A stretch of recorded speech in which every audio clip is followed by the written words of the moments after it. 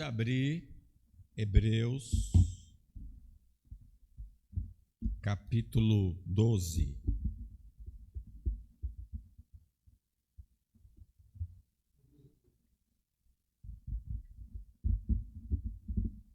Hebreus 12, a partir do 14.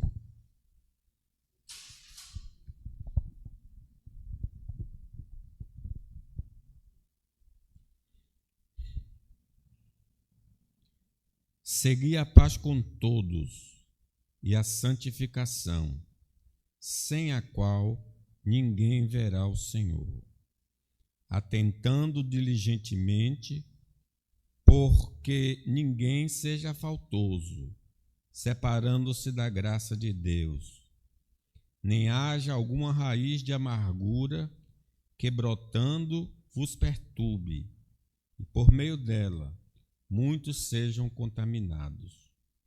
Nem haja algum impuro ou profano, como foi Esaú, o qual por um repasto vendeu seu direito de primogenitura. Pois sabeis também que posteriormente, querendo herdar a bênção, foi rejeitado, pois não achou lugar de arrependimento, embora com lágrimas o tivesse buscado. Que Deus aplique a sua palavra ao nosso coração.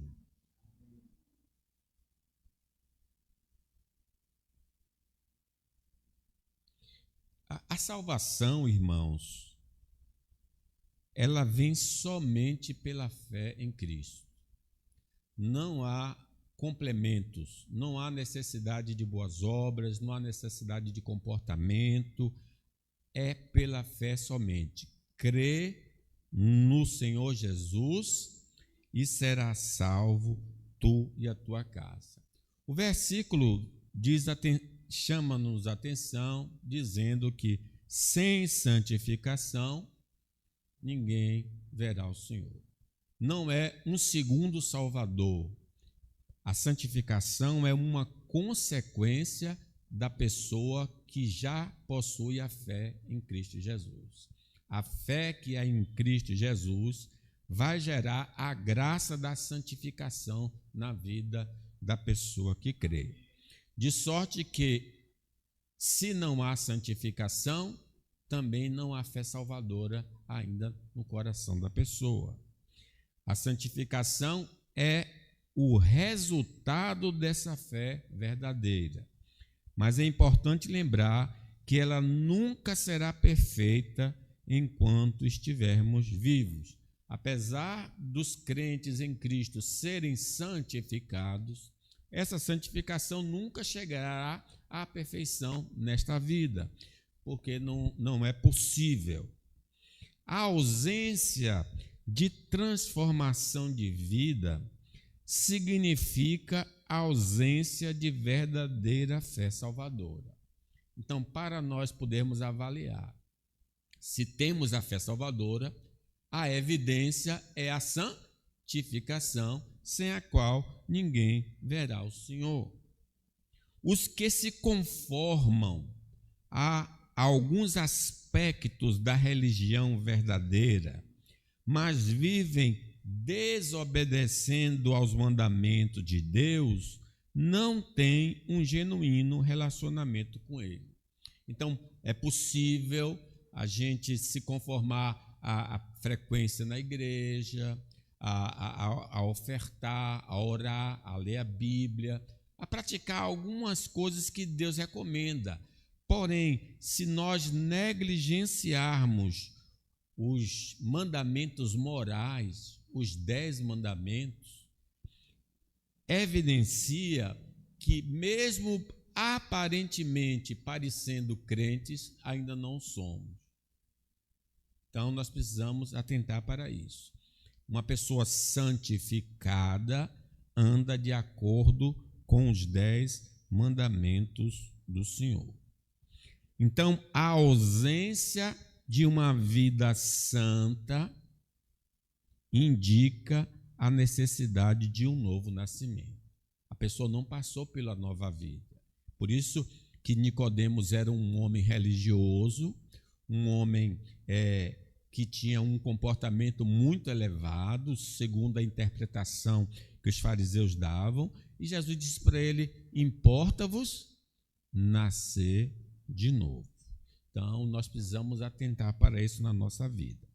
Quando os crentes em Cristo estão fracos na fé, é porque suas vidas estão sujas pelos pecados. Eles não estão santos, eles se contaminaram. Por isso é preciso que nós, se porventura estivermos nessa condição, sem santificação, sem uma vida pura, precisamos confessar nossos pecados. Diz a palavra de Deus em 1 de João: se confessarmos os nossos pecados, Ele é fiel e justo para nos perdoar os pecados e nos purificar de toda a injustiça. Quais são os indícios, então, de uma vida santa? Quais são as provas, quais são as evidências de uma vida santa?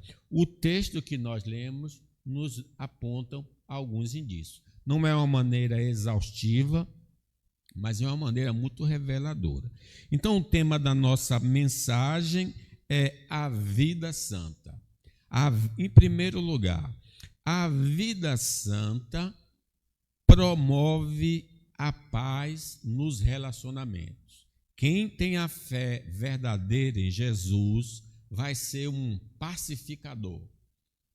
Jesus disse nas bem-aventuranças: bem-aventurados os pacificadores, porque serão chamados filhos de Deus. Observe então aí no versículo 14, na primeira parte do versículo 14: segui a paz com todos. Então, um dos indícios da santificação é que a pessoa vai demonstrar, por obra do Espírito Santo, que ela procura pacificar o ambiente aonde ela vive.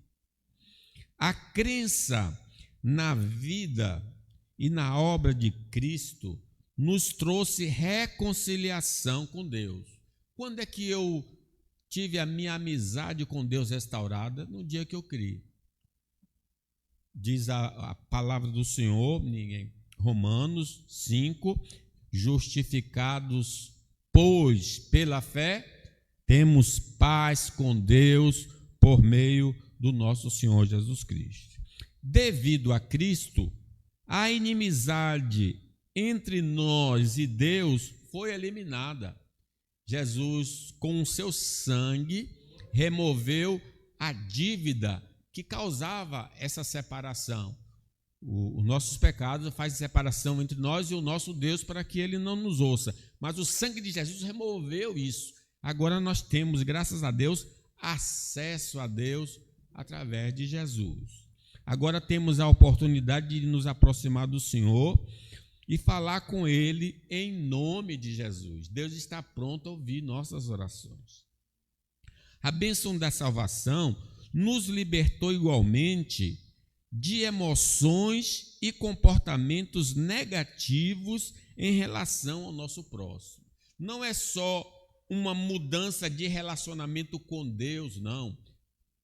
Outrora, no passado, nós éramos inimigos de Deus pelas nossas obras mortas. E Deus, nosso inimigo, porque Ele é santo, Ele não concordava. Então havia uma guerra entre nós e Deus.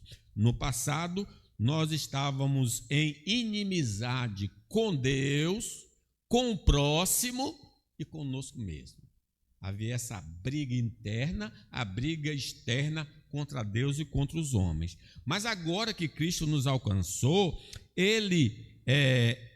agora temos a oportunidade de nos aproximar o amor de Deus por nós e pelo outro agora orienta nossa existência, graças à nova natureza que nos foi dada e o auxílio do Espírito Santo, para vivermos de acordo com os mandamentos divinos. Então Deus tirou o coração de pedra, nos deu um coração de carne, nos capacita a amá-lo e amar o próximo. Os dois grandes mandamentos: Amarás ao Senhor teu Deus de todo o coração,